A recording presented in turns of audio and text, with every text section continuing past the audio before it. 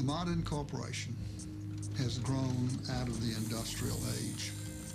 The industrial age began in 1712 when an Englishman named Thomas Newcomen invented a steam-driven pump to pump water out of the English coal mines so the English coal miners could get it more coal to mine rather than hauling buckets of water out of the mine. It was all about productivity, more coal per man hour. That was the dawn of the industrial age, and then it became more steel per man hour, more textiles per man hour, more automobiles per man hour, and today it's more chips per man hour, more gizmos per man hour. The system is basically the same, producing more sophisticated products today. The dominant role of corporations in our lives is essentially a product of roughly the past century. Corporations were originally associations of people who were chartered by a state to perform some particular function, like a group of people want to build a bridge over the Charles River or something like that. There were very few chartered corporations in early United States history.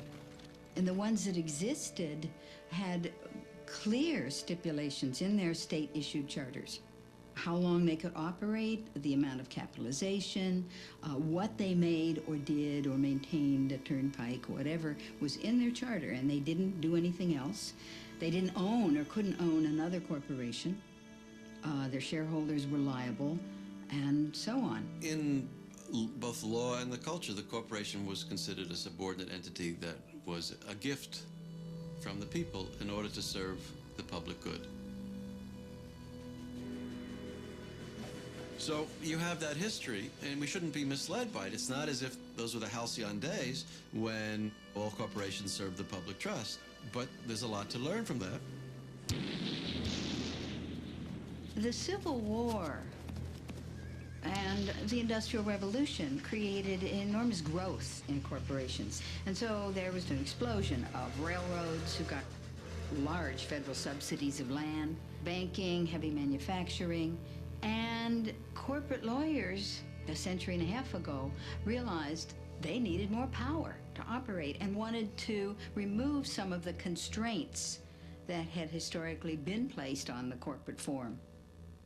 The 14th Amendment was passed at the end of the Civil War to give equal rights to black people. And therefore, it said no state can deprive any person of life, liberty, or property without due process of law. And that was intended to prevent the states from taking away life, liberty, or property from black people, as they had done for so much of our history. And what happens is the corporations come into court, and corporation lawyers are very clever, and they say, oh, you can't deprive a person of life, liberty, or property. We are a person. A corporation is a person. And the Supreme Court goes along with that.